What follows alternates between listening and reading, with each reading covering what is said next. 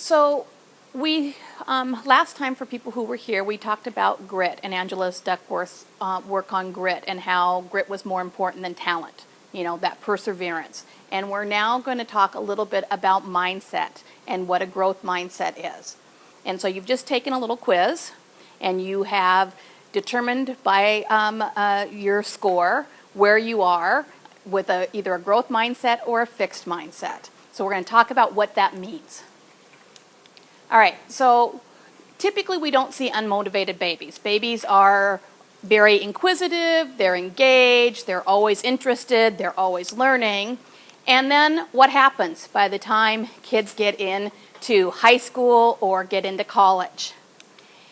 Angela Duckworth, who is a professor at Stanford University, describes this trait as either having a fixed mindset, a belief that intelligence is a fixed trait, that you have an IQ and you're never going to get smarter than that, or people who have a growth mindset. And she kind of separates the population into these two categories, that intelligence is a quality that can be changed and developed over time. So we're going to listen to her for just a few minutes about her theory here.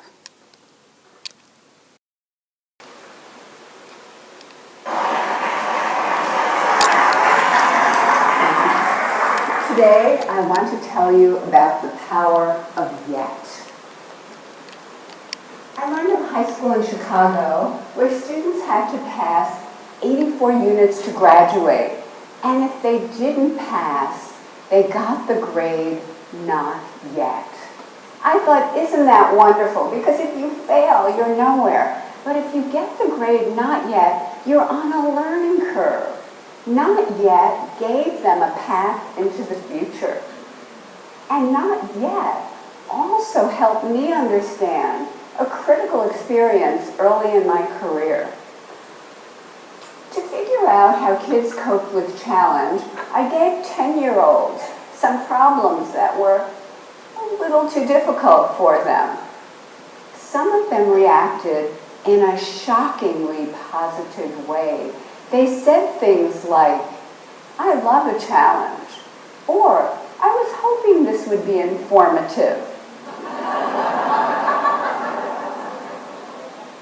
They understood that their abilities could grow through their hard work. They had what I call a growth mindset. But other children, for them it was tragic, catastrophic.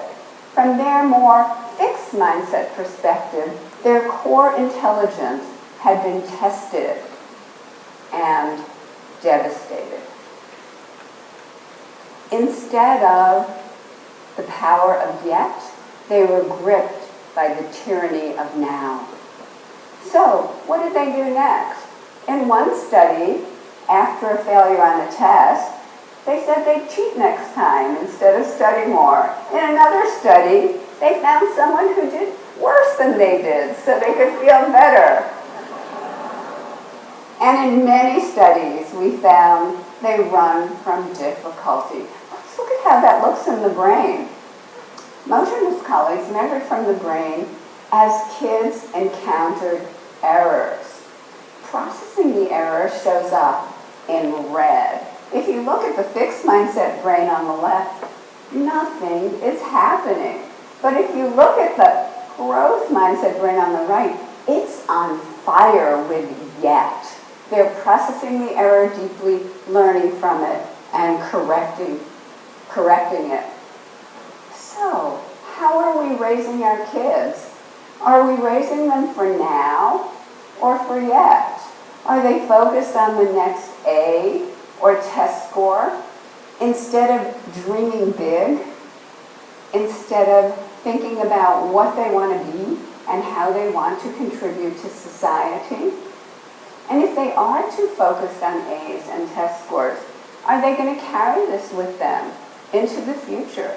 Maybe, because many employers are coming to me and saying, we've already created a generation of young workers who can't get through the day without an award. So, what can we do? How can we build that bridge to yet? First, we can praise wisely. Our research shows that when we praise kids for the process they engage in, their hard work, their strategies, their focus, their perseverance, they learn that challenge seeking, they learn that resilience. Praising talent, praising intelligence makes them vulnerable. There are other ways of rewarding yet. We teamed up with game scientists at the University of Washington to create a math game, Brain Points. The typical math rewards right answers right now, but not brain points. We rewarded process and the learning curve, so effort, strategy, and progress. The Brain Points game created more sustained learning and greater perseverance than the standard game. And just the words yet and not yet after a student has a setback, we're finding creates greater confidence and greater persistence. We also can change students' mindsets directly. In one study, we taught students that every time they pushed out of their comfort zone to learn something really, really hard and they stuck to it, the neurons in their brain could form new, stronger connections, and over time, they could become smarter. Those who learned this lesson showed a sharp increase in their grades. Those who did not showed a decrease. We have done this with thousands of students now across the country with similar results, especially for struggling students. So let's talk about equality. In our country, there are groups of kids who chronically show poor performance, and many people think that's inevitable. But when educators create growth mindset environments steeped in yet, equality can happen. Let me just give you a few small examples. One teacher took her Harlem kindergarten class, many of whom could not hold a pencil for the first month, through daily tantrums. She took them to the 95th percentile on the National Achievement Test. That same teacher took a 4th grade class in the South Bronx, way behind. She took them to the top of New York State on the state math test. That teacher is a Stanford grad, and she's here today.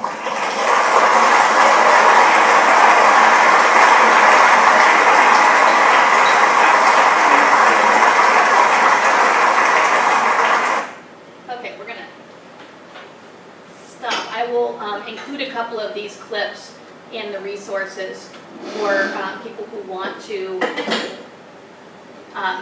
learn a little bit more. I'm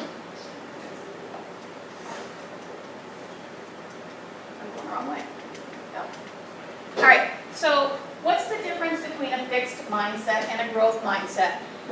Harold Wick has done hundreds of studies now and really has proved that there is a vast difference. And one of the studies that is the most interesting to me as an educator is just by telling kids what a fixed and growth mindset is, changes how they perceive things. That automatically, just by having that conversation, they'll do better. So when you have a fixed mindset, challenges are considered you try to avoid it. You know, I don't want to have to do that. You don't look at it as an opportunity for growth. Obstacles, the same thing. Effort is considered to be something that's not valued because you don't have talent if you have to put effort in. You know, people often in our countries, in our cultures, we praise for lack of effort, and we really revere people with very little very little work ethic in some respects. So when you have a growth mindset, things like challenges, effort, criticism, success of others, those are all valued. They're all looked at as opportunities for growth and for learning. So what is a mindset? It's a mental attitude that determines how you will interpret and respond to situations. All right, so our culture sometimes seems to push a fixed mindset. At your table, discuss some examples in popular culture. Think of reality shows like the Kardashians, or commercials that kids see. What are examples of a fixed mindset or valuing a fixed mindset? Using young models. Sure. What else?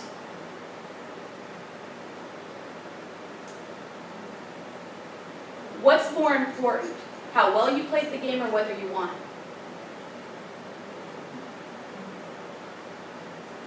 What's celebrated in our cultures?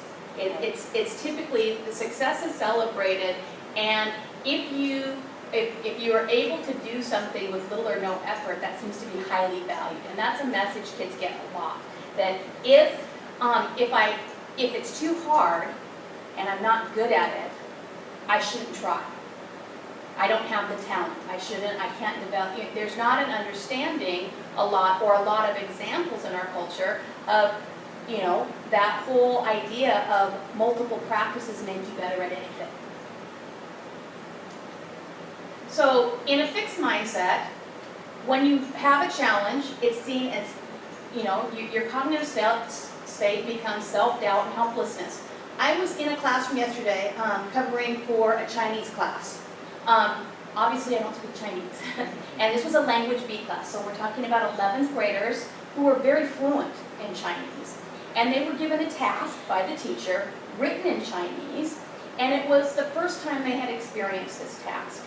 And what was really interesting to me is how kids looked at this challenge. There were some kids, because they'd never done this before, couldn't even start. Couldn't eat, didn't have, just were waiting to be able to ask a teacher to say, what do I do next? And there were other kids who immediately started to Google Translate, like, okay, I don't really understand what this word means, let me see if I can figure it out. Had some coping strategies.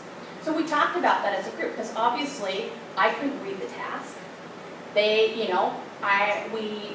There was one person who was taking the class as a higher level student, so we used her as a resource, and I said, okay, can you translate this task for us? And then we talked about, all right, you're in a language B class, it's a writing task. How many writing tasks have you done in the course of your history at school? And what kinds of things and what kinds of strategies would you have to attempt that task? And what became very clear is that kids, some kids who were debilitated, all of a sudden when you pointed out, wait a minute, this is no different than a Lang Lit task, it's just in Chinese.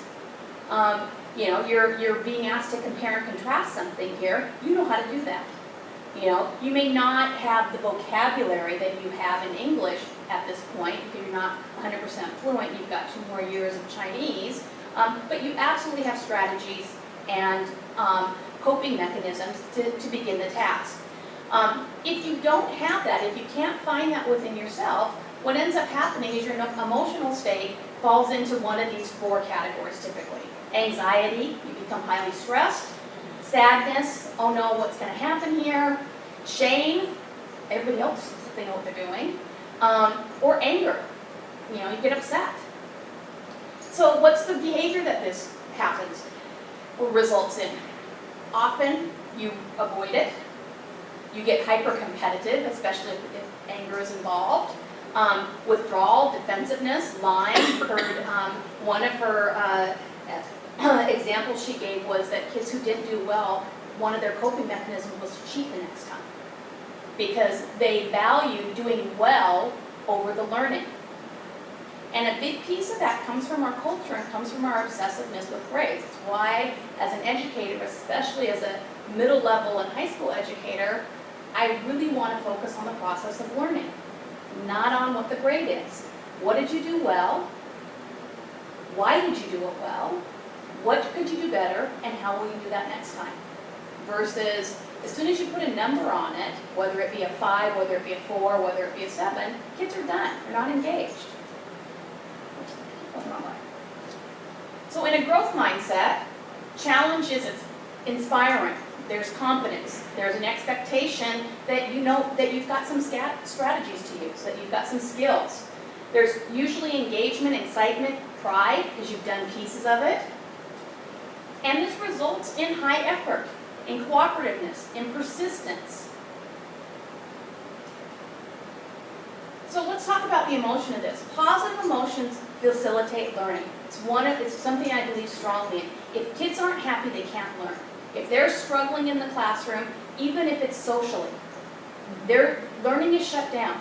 It's why, we spend the first almost week and a half of school here just getting to know each other, just getting to, establish who we are as a community and how we're inclusive, because if kids aren't happy, they can't learn. Negative emotion hinders learning. It's that fight or flight. The piece of the brain that really functions and facilitates learning becomes overtaken. And a growth mindset is obviously associated with positive emotions and especially under conditions of challenge. So mindsets aren't just something that we carry with us. Often the environment has a big impact on the mindset.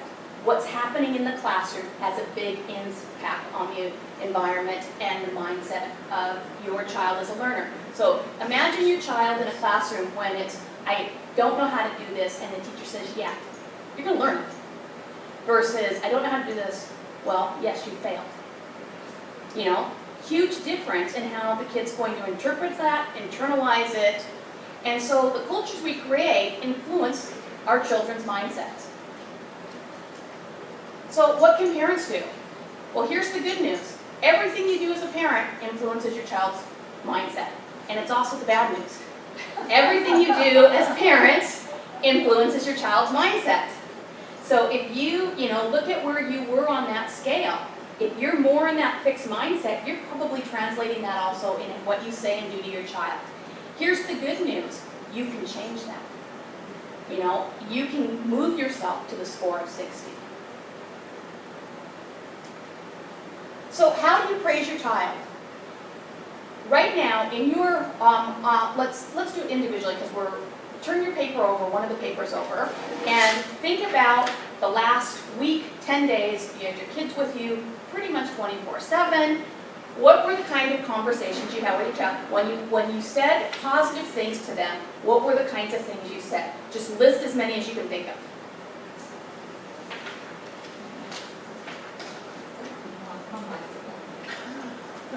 Good job. Thanks for doing that.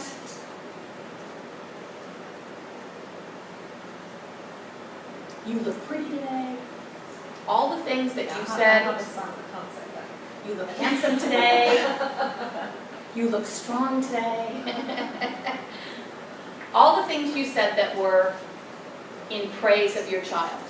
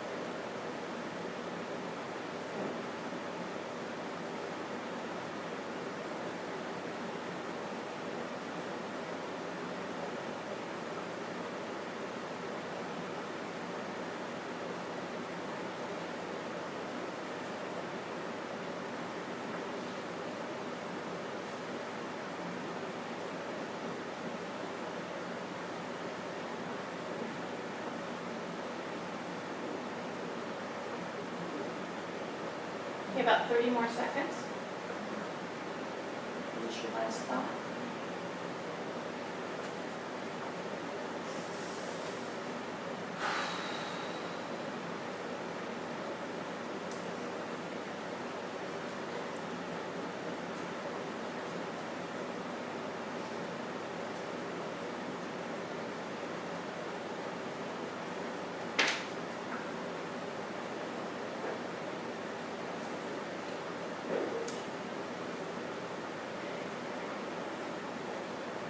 Okay, we're going to talk a little bit about what we say and what we model to kids has a huge impact on whether they're developing a growth mindset or a fixed mindset.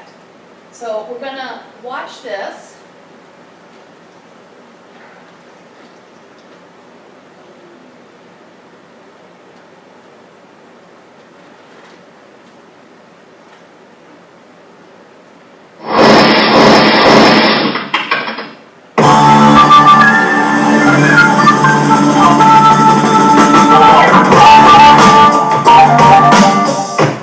So check this out. Carol Dweck and her colleagues wanted to look into the impacts that praise had on children's development. So what they did is they took over 400 fifth grade students from all across the nation, and they did a really simple yet interesting study. Here's how it went down. They gave all the kids a really easy non-verbal IQ test. There were 10 questions, and at the end of the test, they praised all the children in one of two ways. The first group was praised for their intelligence. So they said, wow, great job, you must be really smart at this. Now the second group was praised for their effort. So they said, wow, great job, you must have worked really hard at this. Now this is a really subtle difference, but the impact it had is incredible. So after praising the kids and getting them divided up into the two groups, they gave them all an option for their next test. The first option was, hey, this next test is going to be a little bit harder, but it's going to be a great opportunity to learn and grow. Now the second option was, this next test will be similar to the first, and you will surely do well on it. Now the interesting thing is, out of the group that was praised for their intelligence, 67% of them chose the easier option, while 92% of the kids who were praised for their effort chose the harder test. This is unbelievable to think about, how just the subtle difference in the way that they were praised had such an impact. Carol Dweck explains why this happens. The child or adult, oh, okay, brilliant.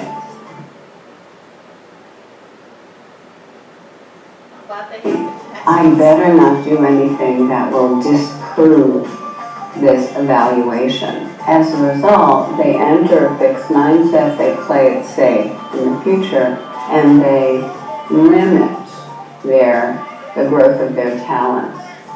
Whereas focusing on the strategies they use, the way they're stretching themselves and taking on hard tasks, the intense practice they're doing, those are the kinds of things that say to a child or an older athlete, it's about the process of growth. As a result, they don't feel, oh, if I make a mistake, you won't think I'm talented. They think, oh, if I don't take on hard things and stick to them, I'm not going to grow. Next, Dweck and her colleagues gave all the kids a really difficult test. It was one that they would surely fail, but they wanted to look at how the different kids attacked this challenge. Dweck noticed that the group that was praised for effort worked harder, longer, and actually enjoyed this test more than the group that was praised for their intelligence. This group got really frustrated with this test and had the tendency to give up early. After this artificially induced failure round, all of the kids were given a third and final test. Now this test was the same level of difficulty as the first one, but check out the results. The group that was praised for their intelligence actually did worse on this test than the first one. Their average score actually dropped by 20%, while the group that was praised for their effort did significantly better, raising their average score by nearly 30%. This is a 50% difference in performance that was caused by a few subtle differences in the way that they were praised. This study shows how praise can either make or break a child's development. I mean, we all do it. We all want to be positive with the children we work with, so teachers, coaches, parents, are always looking for ways to support their kids and tend to praise them quite a bit. So we need to look at research like this and realize, okay, praise is a good thing and there's nothing wrong with being positive, but we need to be very careful about praising someone's intelligence or abilities and focus more on the process and the effort that they put forth. I think this is a pretty easy fix that will help us develop growth mindsets within the kids that we work with. And as all the research shows, having a growth mindset has a big time impact on the development of a child, whether it's on the court, in the classroom, or just in life. Okay.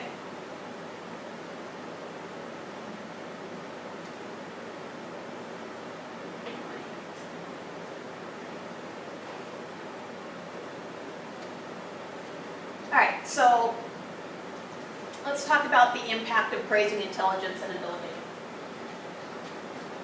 When you say, you learn that so quickly, you're so smart, kids internalize, oh my gosh, what if I don't do well the next time?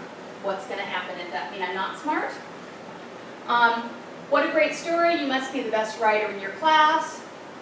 That was pretty good, but I didn't try that hard. I shouldn't try to write anything more difficult or I may not be as successful. Wow, you got an A without even studying, you are so brilliant. That was a very easy test for me, no reason to study anymore, I'm brilliant. Emphasizing effort gives a child a variable they can control. You can always work harder. They can see themselves as control of their success. Emphasizing natural intelligence takes out the child's control, and it provides no good recipe for responding to failure. So what's effort? Learning from mistakes, accepting constructive criticism. You didn't do very well on that test. How did you study? What did you do? Maybe you should, that didn't seem to work for you. Maybe you should try this, because they can change what they did. Applying new strategies, perseverance, asking questions, taking risks, all of this is attributed to the kind of effort kids put in to any daily task, whether it be doing something at home that they're trying to learn or whether it's an assignment or something at school.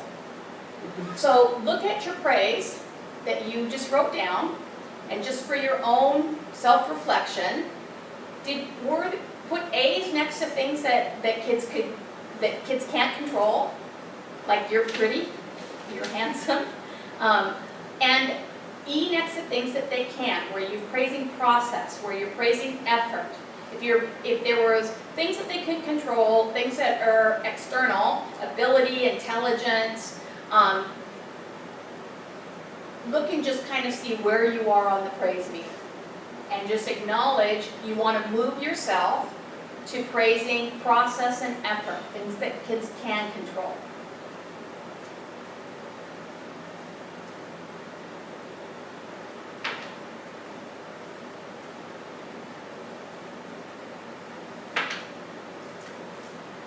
So feedback for growth mindset. It's process versus the person. Focus your feedback on things they control, their actions, their process, not their talent or intelligence. Individual progress, not how well they did compared to other kids. How well they did compared to themselves. What did you do well? What could you do better next time? It's always about the learning continuum, not about the end. Because hopefully we're establishing a love of learning and lifelong learning. And hopefully you're modeling that at home. All right, so growth mindset, ways to challenge, praise, and encourage students.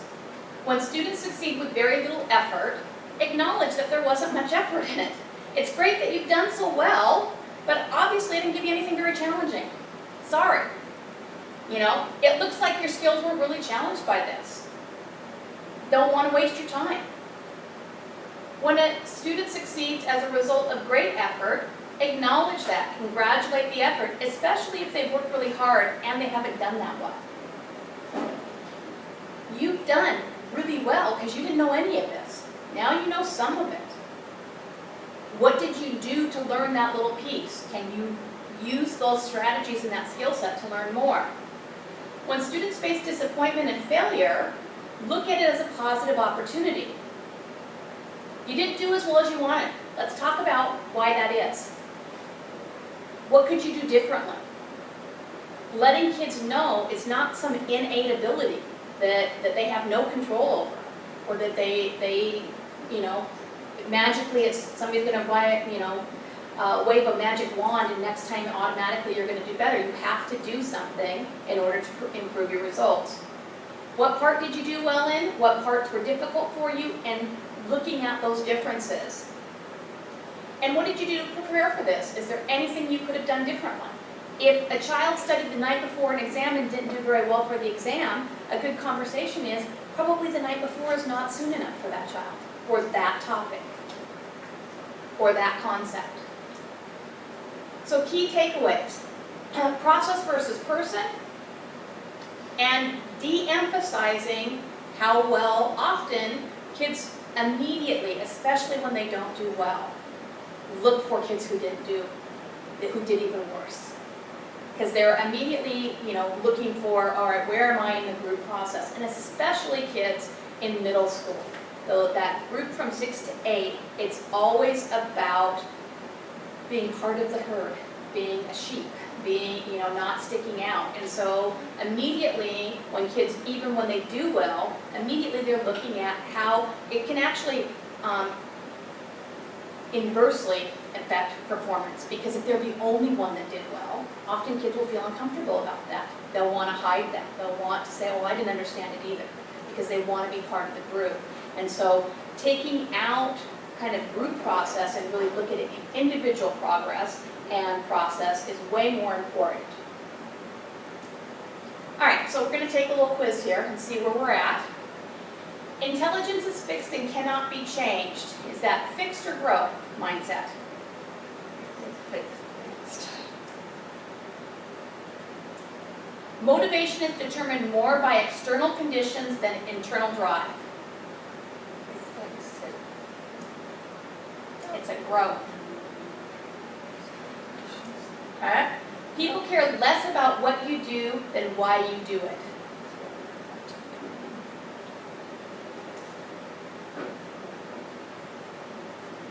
It's important to praise. I'm sorry.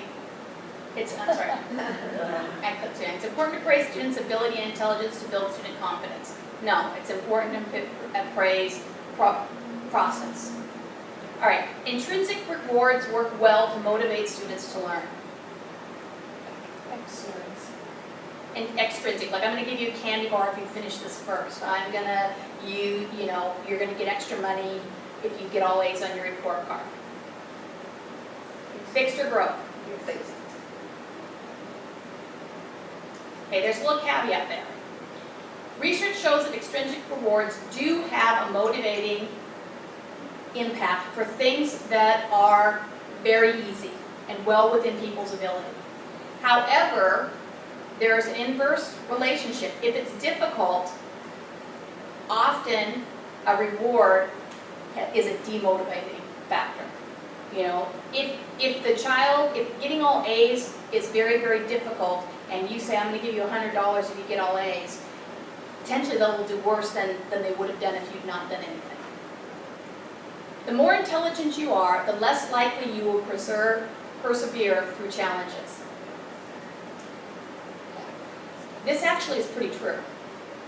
And a fixed mindset, or whether this is a fixed mindset or not, it's actually very true. You agree with the statement 100%, you are correct. Angela Duckworth showed in her research that perseverance has an inverse relationship between talented. The more talented you are, when you hit something that's difficult, the more likely you are to quit.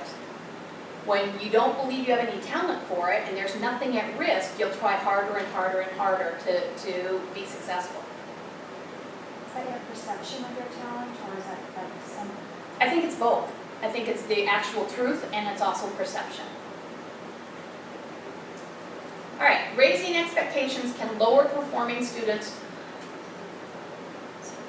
failure and cause them to give up. So if we have high expectation, kids who are struggling are going to do worse. That's what that means. If we have high expectations, kids who are struggling are going to do worse. Yep. Effort can be taught. Growth. All right. So what can you do to help your child develop a growth mindset? Well, talk about what you learned today. Just have that conversation. Do you know the difference? Have a conversation at the dinner table tonight. Do you know the difference between a fixed mindset and a growth mindset? Just having that conversation moves them out of a fixed mindset and lets them start examining that. Try strategies you learned with your child. Anything that you learned today, any takeaways, discuss, how you praise your child.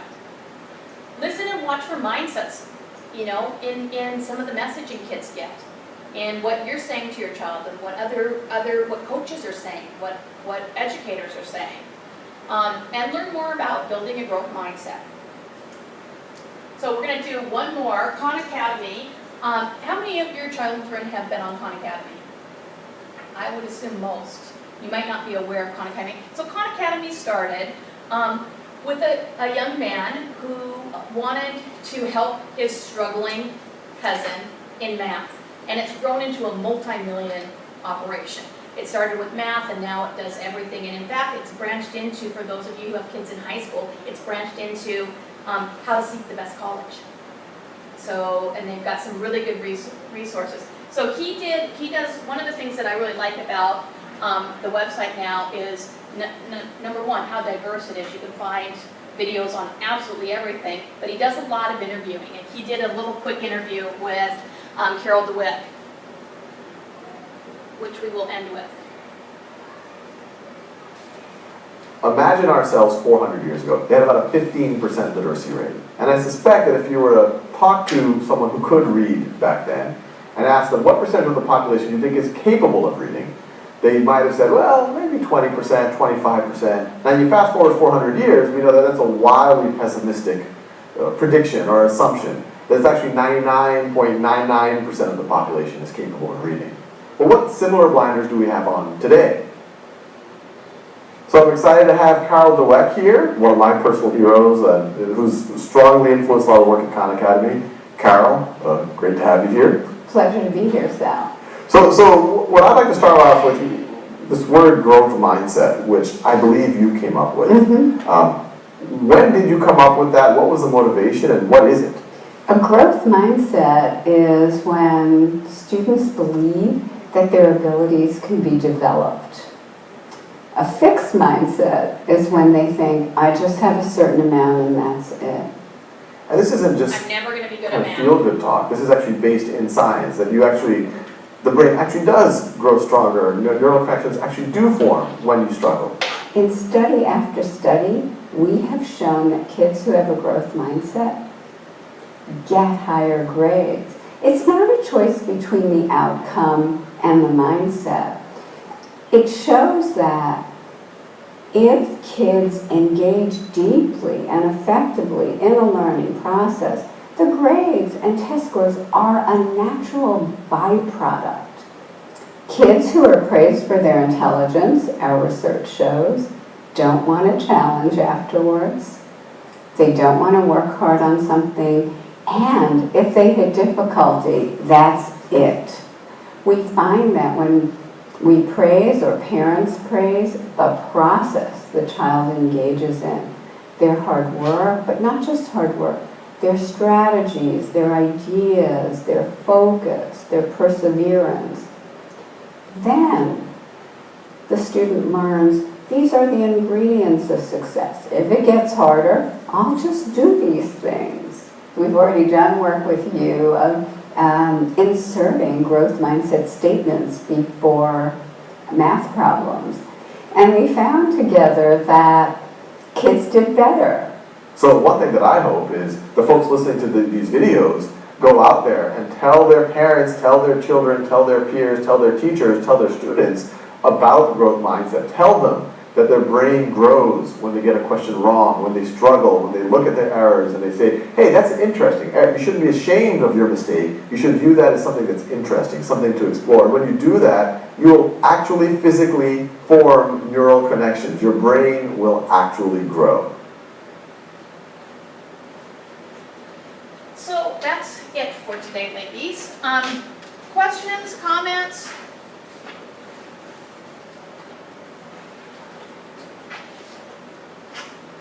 My husband and I are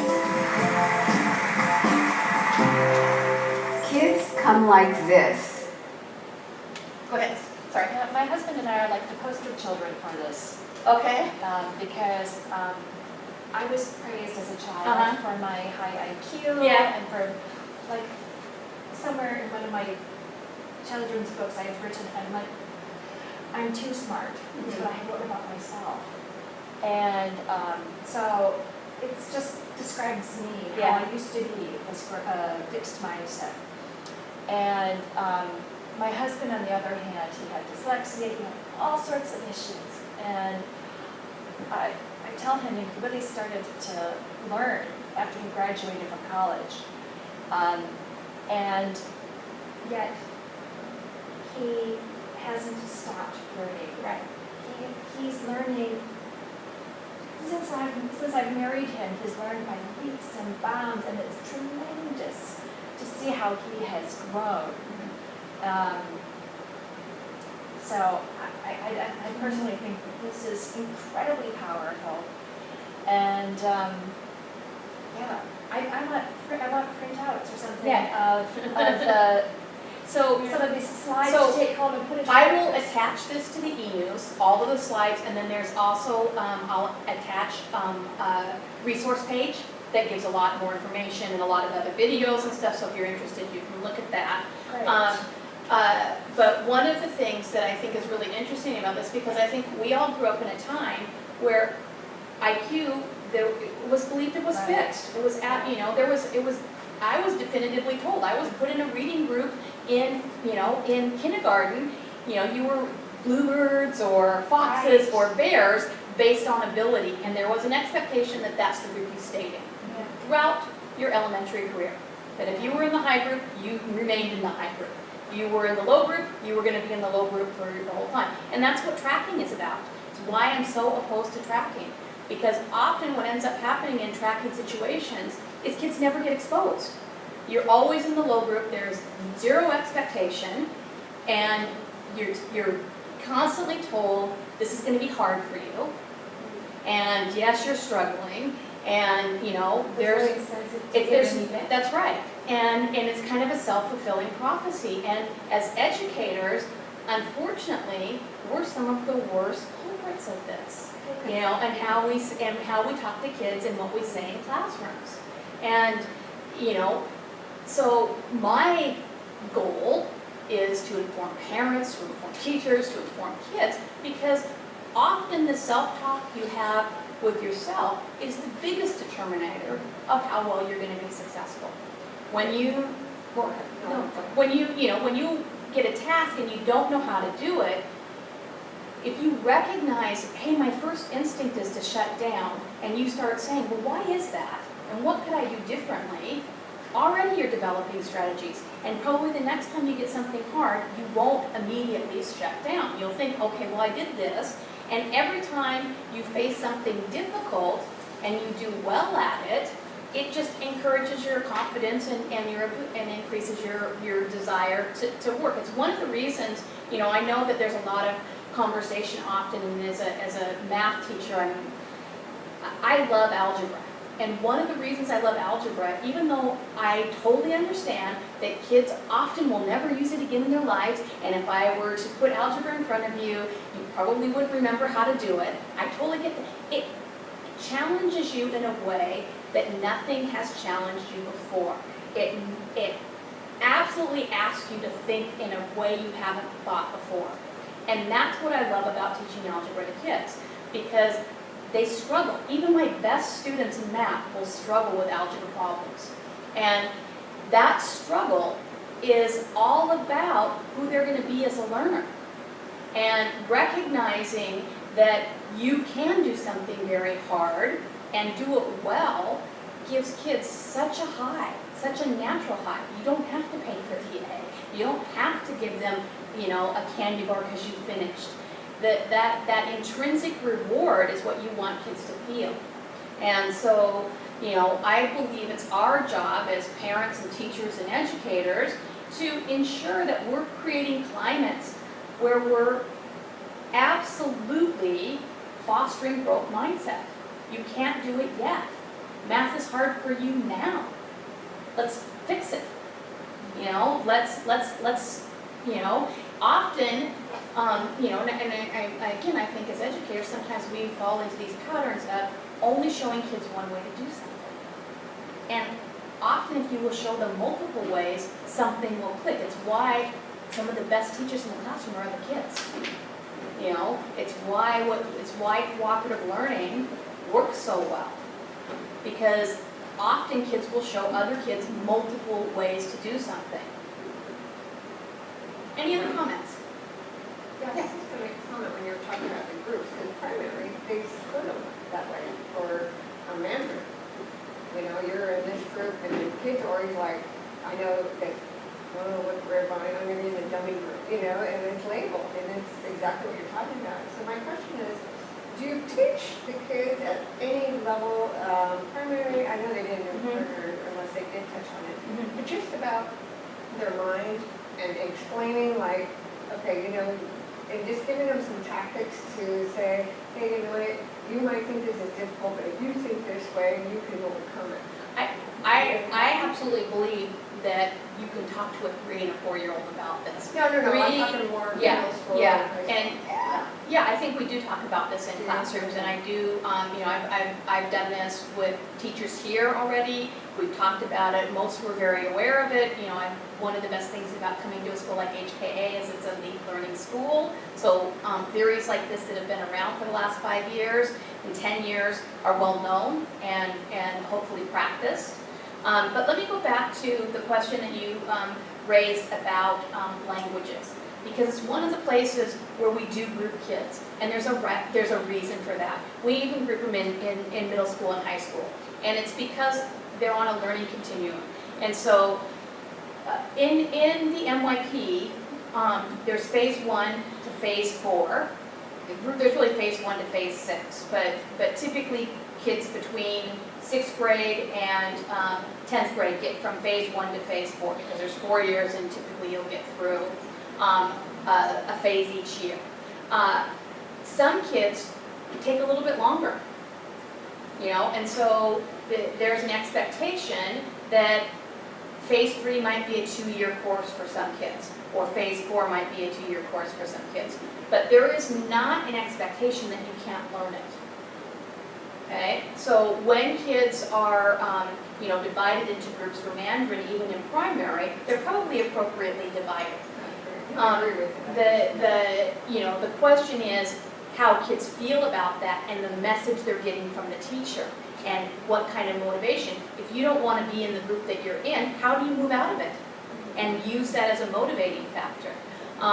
You know, there's a real problem in languages. I've been at schools in the past where all of a sudden, you know, the purpose for language is fluency, to become fluent in the language. And so when you go from the MYP to the DP program, you go through phase 1 to phase 4 and then on to language acquisition, language B, for the DP program. And the expectation is you would take a language B class at a higher or standard level. If you're not at phase 4 before you get to a language B, or if you haven't had any language experience, they have language ab initio. And ab initio is a beginning course in language.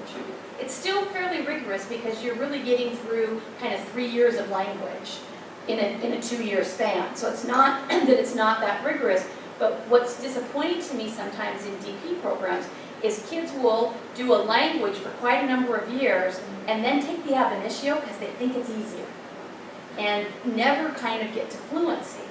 You know, and so one of the conversations to have at schools, or for you to be an expectation you should have of your child if they've been at HKA for any number of years, is that whatever language they're taking in 6th, 7th, and 8th grade, they should be taking in 11th and 12th grade as a language B class and becoming fluent in that language.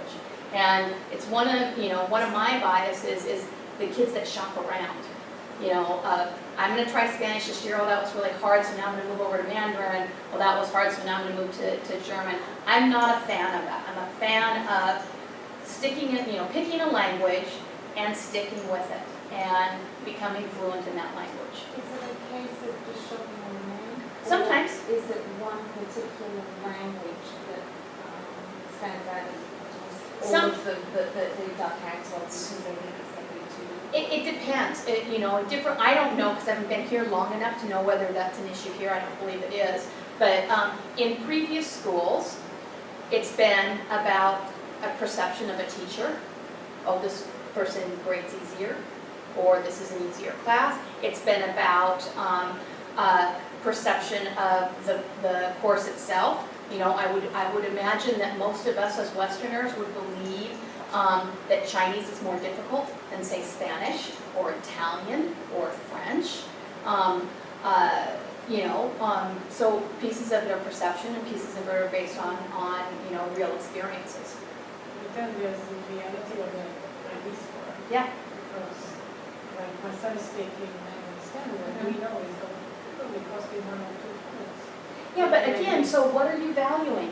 Are you valuing the learning, or are you valuing the end score? He is doing standard, and we are all convinced it's Yeah. the right thing to do. Yeah, But there is another reality. there, absolutely. And I think when you do ID, you need to be aware of, you cannot pick all your, the most efforts. It needs to be like, who's going to the 2 sciences, well, we drop to 1 side, because if you want to go for Well, the most effort in all classes, then you have 0 time. Okay, so here's, I absolutely understand the balance, and I know that the diploma program is absolutely rigorous. My hope is that we prepare kids well enough between 9th and 10th grade that it's not overwhelming, that it's appropriately challenging. And I think we have a little bit of work to do there. I'm going to be honest, I've been here now for, a couple of months, I've been in classes, and we're already talking about, all right, if the end goal is 12th grade, then what does 11th grade need to look like? What does 10th grade need to look like? What is 9th grade? And work backwards. And that hasn't been a perspective here before. And I think a piece of that is because the school's grown very quickly, and it didn't really have a secondary. So it's hard to work backwards when you don't have work to look back from. So we're now big enough and have enough evidence with the 5th graduating class to be able to do that. And so we've got a little bit of work to do in that area because we do have too big of a jump between 9th and 11th grade. And we aren't preparing kids as well as we could be preparing kids. But let's talk about the... highly recommend Yeah. doing class. Yeah. And keep does an amazing Yeah. job. So Yeah. you can go for the night and Yeah. no worry. Because you be the Well, and here's what I would say about diploma scores. Obviously, anything that you do at the high school level, because we have, criteria to get into universities, pieces of it are external versus internal. They're just reality. A piece of that is reality. Having a conversation about that, and then also valuing the process and saying, yes, if you did a different language, you could maybe do it at higher level, and the Chinese is going to be more difficult, but valuing that over a higher score, to me, sends the right message to your child, because it's the hard work, it's the, and the reality is any kid who gets a high school IB diploma is hugely far ahead of kids who do not, because the rigor that requires sets them up for such good practice for university. It's why a lot of universities, especially in the States and in Canada, recognize that diploma and give you college credit for some of that coursework. All right, thank you very much. I won't take up any more of your time today. The next, I will do a better job of advertising. So the next one's going to continue on our theme. We've done grit, we've done growth mindset, and now we're going to talk about in the next we're going to put this all together and talk about perseverance and how you help your child become successful and what can you do as a parent to ensure that happens at home. Okay, thank you. And so in the e-news, if you go back, all of the PowerPoint and the podcasts are there, and the resources are there. Okay. And we are close to building a parent portal where we'll be able to put all of this stuff and archive it so people will be able to access it. So right now you're using Veracross, your child's using Veracross and all of their homework and stuff is on Veracross. We're building a parent portal for secondary where we'll be able to put all of the stuff that we want parents to be able to see and know and do on that. So we're just probably just a few weeks away from launching that. Yeah. What happened like the blog still? Huh? That was the community thing. Well, a couple years ago, they had like a, back at the location of Kennedy Town. They had a website that parents can just learn. Yeah, no, and yes, it will have, Who's been to yes. Thailand? No, it does, it definitely has, you can post on it, you can do, it has the same interactive qualities, it has, you can, upload resources. Yeah, because I know everyone missed Yeah. that. Just Yeah. communicate that. Yeah. Okay, Within, all right, yeah. Deshaun's English teacher, Mhm. Lori, she sent, or Julie. Julie Needham, She yeah. sent back his writing, Mhm. well, his instruction was to get my signature on it. And that was perfect, Mhm. because then he presented it to me, and I had to read it, and we talked about it, and then sign it, and then she knows that I also saw Right. it. But sometimes when there's things posted on the internet, like the teachers use the websites differently, and with two You feel like you children, don't- with so many yeah. teachers, it's like, so I don't know that I'm gonna find something no matter what, and if I look, I don't know where to look, because each teacher's using it differently. Right, I really All right. prefer just to like, this kind of old technology. yeah.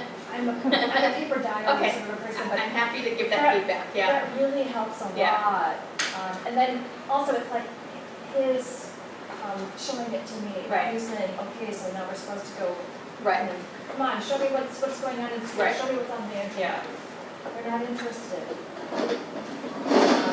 What I can tell you is that we are using Veracross in the secondary consistently the same across 6th through 12th grade. So it's new, so if you have a 6th grader or a 7th grader may not be used to, or anybody, because we've only been using Veracross, so anybody this year, there's a little bit of a learning curve for both kids and parents. But all homework's posted on Veracross, it's posted regularly, and kids can find it. So I think we need to do a little bit better job of maybe presenting and providing some course and classwork or some PD to parents on how to go through the platform and how to find stuff. Because if you're not familiar with it, yeah, it feels like it's in a different place, even though because the template is such that teachers can have their own expression and their own, they can put up their own pictures and that kind of stuff. They don't look the same. But where stuff actually is in the same place. Okay. So if you were to go to Veracross, so you click on Julie Needham's class and you go on Veracross. The homework's in the same place. If you went to the math class and you went to Shane McKinnon's class that your child has for a 6th grader, homework would be there. Right. Because I know it's there. Huh? The assessments? Okay, so the assessments are not put in Veracross. The assessments are in ManageBack, because those are connected to a final grade. Right. Okay, so that's a different platform, and that's what I'm talking about, is that potentially just giving parents some education about what the different platforms we're looking at. One of the reasons that the assessments are in ManageBack and not in Veracross is because we're de-emphasizing final grades. We're focusing on process. We're focusing on, They make go along. That'll Before the parent-teacher conferences, I checked, and for each boy, there was like 2 or 3 assessments there were assessments from 2 or 3 teachers per Right. child, but nobody had more than 3 teachers with grades posted anywhere. right, because it's so early in the year. I mean, typically, the assessment, what's happening in class is often ongoing and considered formative. But assessments that I did find Mhm. were numbers, and I could see the rubric, but I Mhm. couldn't see, like any, What the task was, or the comments or feedback? what the feedback related to. Okay. Like where were the shortcomings, what were the strengths, and I just saw the numbers and the bar Okay. chart. So but- typically what's in manage-back is not the feedback, it's the final score. So the Your- feedback should be the feedback is somewhere usually like- handed to your child, Okay, and so that's what I'm not, yeah, that's the what I'm not feedback is seeing. usually handed to your child with the rubric, and often there is opportunity to resubmit. Because that's the whole, that's one of the best things about the MYP. It's not high stakes. It's right. what you can do and what you can show consistently. And so, and moving kids on that learning continuum is all about the feedback and all about the interpretation of the rubric. And so when they get the assignment back or the assessment back, they get it back with a rubric and comments, and often Yeah. some conversation about, okay, you didn't do as well on this part as you wanted to do, so redo it and submit it again for another grade. To me, that's much more important than the number Yeah. that's on management. Yeah. But I've only seen just one thing Okay. from either of my children, and it's Okay. one thing that the teacher said, keeping on some Yeah, yeah. checklist. But not, it's Okay. not anything. Okay. So I'm not sure, am I supposed to go through their I mean, backpacks? have conversations with your kids. Also have, if you're concerned about it, or, certainly send an email to the teacher. That said, I'll take this back and have a conversation. We meet on Wednesdays. I'll bring it up of, parents are feeling that, potentially what's our process and what's our practice with when we give an assessment back? What's our expectation?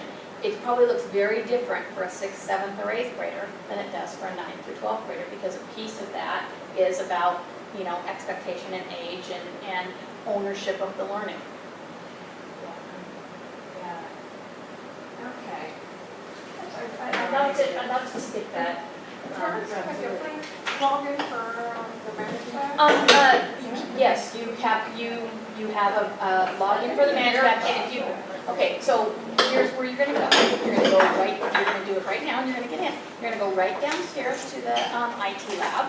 Okay, if you give me just 1 second, I'll walk you down there, and they will, and they'll log you on, and if you don't know what your password is, they'll reset it and give you a new one. So there's reached out a lot of times because I missed that somehow. I haven't been able to get into that. I get into Americross all the time, and not, maybe. Right now, that's how we train. Huh? Then we don't run assessments there. Yeah. We do it with the work. Yeah, it is.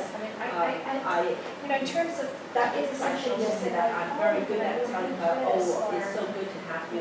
Yeah. Your assessment assistant. Yeah. I don't, more time. but that's definitely. Yeah. Yeah. Yeah, that's right. But- So when, so you change it into an A by saying, you're such a good sister because, and what did you do? What did you do? You're such a good sister because you helped your sister with, So I was trying to get emails. because you showed, you talk about what she did, what the process And is. they weren't even on the. You're, I'm yeah, like, more process. and I You're a only really figured out, kind you know, it was person like, because you're checking always between looking this at I that. got from the office. And you're always making sure From the everybody's directory, and I'm blank. like, Or, okay, so you these are talk the about the directory, processes and not on about the the thing they have to do. And then these are the new students, but they're not on the directory. Yeah, it does take practice, and I think we all Check that, tend yes, to, you're, I'm okay it's to. way Put me easier on the list. to phrase in a fixed mindset, and we all experience it, we're just naturally. so glad that I. Well, you're really good at that. So Virginia. You can find that took no effort or no ability. Yeah. And also like keeping home with exercise. I have to school back through. And, Oh, wow. My daughter, she's like, I needed. And so, say, oh, wow, you improved your score, what did you do I don't different? know how to do that. How did you, what did you, that's all right, but now you know, and now you'll have you'll further the conversation. so I really appreciate what you shared last time about this, because I've never gone to that area, but, especially it's scary, Yeah. the statistics. Yeah. You know It's what, huge, little change. just little, it's very subtle. Yeah, it has really Yeah. little territory. Well, good. Yeah, but even then, you go to sign up for a teacher, and you're like, where, you're looking, it's over there in the left hand corner,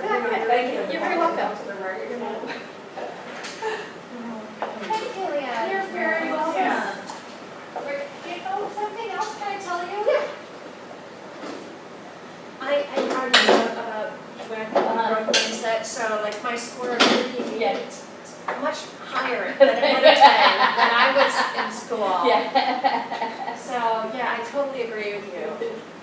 But you can still improve your score for the game. Absolutely. Thank Absolutely, you. I want to hear that. Give you this, and you can kind of plug the other end of it here. And there's that.